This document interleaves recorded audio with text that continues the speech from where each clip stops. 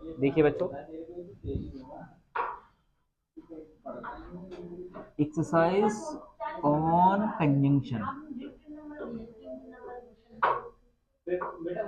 ठीक है बच्चों, ये एक्सरसाइज नंबर 2 है।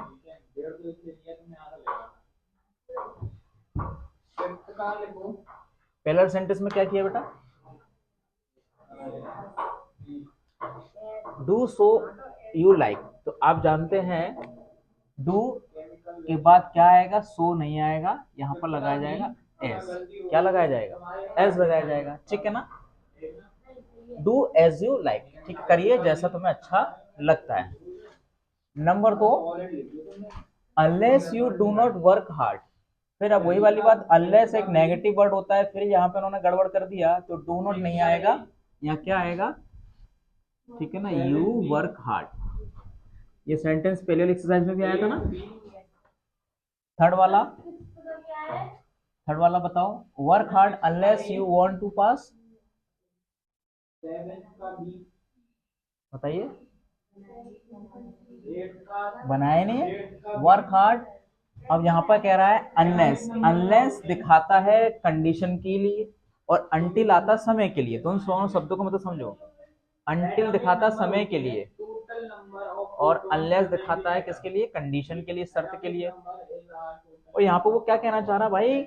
मेहनत करते रहो जब तक तुम पास नहीं हो जाओ। तो इस शर्त रख रहा है, समय बता रहा है, ये समय की बात कर रहा है बेटा। जब तक लगे रहो, जब तक तुम पास नहीं हो जाओ। तो यहाँ पर अनलेस नहीं आएगा, यहाँ पर अनटिल आएगा। क्या लगाएगा? अनटिल। दोनों का मतलब तो पता होना चाहिए भाई, अनलेस और अनटिल कब लगाते हैं, ऐसे लगाना है। Number 4, 10 years passed when I left the government job। ठीक है, अब कह रहा है कि देखो, जब मैंने सरकारी नौकरी छोड़ी, जब से कितने वर्ष गुजर चुके हैं? 10 साल गुजर चुके हैं। अब जब दो एक्शनों में टाइम गैप होता है, पास्ट में जब दो घटनाएं घटती हैं, एक पुरानी रही होगी, एक उसके बाद हुई होगी।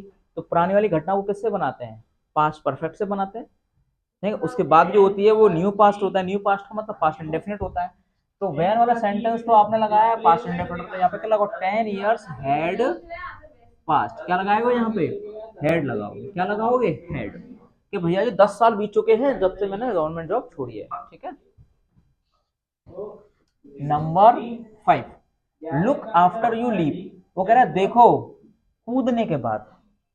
तो कूदने के बाद देखना चाहिए या कूदने से पहले देखना चाहिए? हाँ, तो प्रीपोजिशन गलत लगा दी ना, आफ्टर नहीं आएगा, बिफोर आएगा। वो कह रहा है भैया जी कूदने से पहले देख लो पहले, तो लगा कहीं तुम गड्ढे वड्ढे में गिर जाओ। ठीक है ना, look before you leap. Number 6, he asked me why. देखो कितनी गंदी बात कर दी इसने। ये क्वेश्चन वर्ड कंजंक्शन का काम कर रहा है। जब कंजंक्शन का काम कर रहा है फिर दैट क्यों लगा रहा है? अरे भाई, इंट्रोगेटिव पढ़ाया था डायरेक्ट डायरेक्ट में, जब ऑलरेडी क्वेश्चन वर्ड जोड़ने का काम करता है, दैट भी आता है क्या? नहीं आएगा। दो कंजंक्शन साथ में नहीं आएगा, तो दैट को हटा दो और सेंटेंस सही हो जाएगा, क्योंकि ये ऑलरेडी कंजंक्शन का काम कर रहा है। Number 7, he helps you if you will go to him. If या व्हेन से सेंटेंस स्टार्ट होते हैं वो वाला सेंटेंस प्रेजेंट इंडेफिनिट में होता है और दूसरा वाला फ्यूचर इंडेफिनिट में होता है। कर्म उल्टा कर दिया इसने, कर्म उल्टा कर दिया ना, जबकि ये आएगा प्रेजेंट इंडेफिनिट में। If you go to him, क्योंकि ना क्या हो जाएगा? He will pass. क्या हो जाएगा? ही विल हेल्प हो जाएगा। ऐसे बनेगा। यानी जो सेंटेंस प्रेजेंट इंडेफिनिट होना चाहिए उसको फ्यूचर इंडेफिनिट में कर दे रहा है, और जो फ्यूचर इंडेफिनिट का है उसे प्रेजेंट इंडेफिनिट में कर दे रहा है, उल्टा कर दे रहा है। ठीक है, मामा भांजा है, भांजा मामा है, उल्टा कर दिया। मामा को मामा रहने दो, भांजे को भांजा रहने दो। Number 8, he told me that he will go there. अब ध्यान करो, अब यहाँ पर उसने मुझे बताया कि भैया वहां जाएगा। जब पहला सेंटेंस पास्ट में होता है तो दूसरा सेंटेंस भी तो पास्ट में होगा।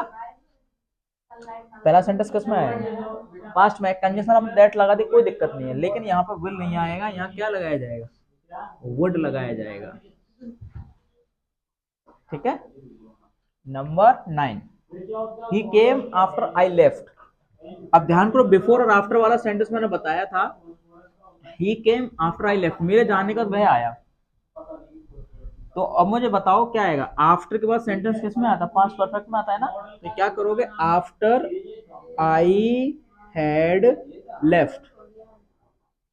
क्रोनोलॉजी सही करना है, केवल टाइम सही करना है कि कौन सी बात कब घटी है और कौन सी बात कैसे सेंटेंस में बनानी है, वो बताना है। बिफोर वाले में क्या करते थे भाई, बिफोर वाले में क्या करते थे, पहले बनाते थे पास्ट परफेक्ट से, बोलो, और ये बनता था आपका पास्ट इंडेफिनेट से यानी सेकंड फॉर्म से, ठीक है। अब आफ्टर वाले में क्या करते हैं, पहले आता है पास्ट इंडेफिनेट, दूसरा था पास्ट परफेक्ट।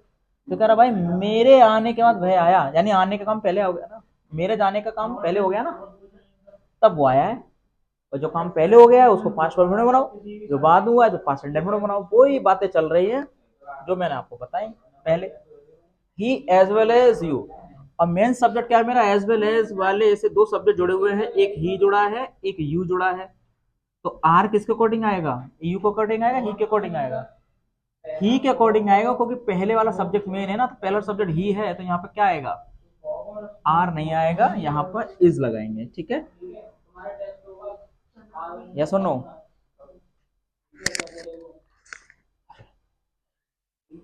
क्लियर है, ऐसे करना है काम।